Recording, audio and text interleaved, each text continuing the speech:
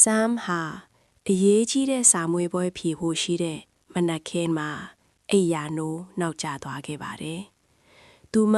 အစွမ်းကုန်အဖေးလွှာပြင်ဆင်ပြီးစပိန်နဲ့ဘတ်စကာဂိတ်ကိုသွားခဲ့ပြီးမြဲ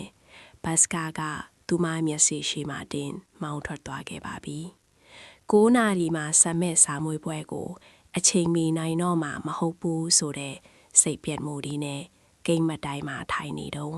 ထူးဆန်းတဲ့အဖိုးတယောက်က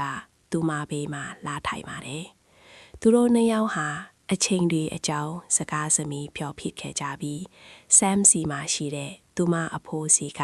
အမွေရထားတဲ့ပြက်နေတဲ့နိုင်လီအကြောင်းလည်းပြောဖြစ်ခဲ့ပါတယ်။အဖိုးအိုကသူဟာအချိန်တွေကုန်ဆုံးသွားခဲ့လို့ခွဲခွာခဲ့ရတဲ့မိတ်ဆွေဟောင်းတယောက်ကိုတွားတွေ့မလို့ပါလို့ဆိုပါတယ်။နောက်ကစီရောက်လာတဲ့ဘတ်စကာပေါ်ဆမ်တက်သွားတဲ့အခါမှာတော့အဖိုးအိုကစာတစောင်ချန်ထားခဲ့ပါတယ်။တခါတလေမှာအဝေးဆုံးကအမတရားတွေကအနီးဆုံးမှာရှိနေတတ်တဲ့နိုင်ကိုစစ်ကြည့်ပါဆိုတဲ့စာသားနဲ့အတူ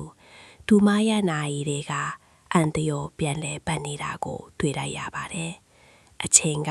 ဒူမအတွက်8 နာရီခွဲပဲရှိပါသေးတယ်။ဒါဟာဒူမကိုအမြဲချစ်ခင်တဲ့အဖိုးဖြစ်သူက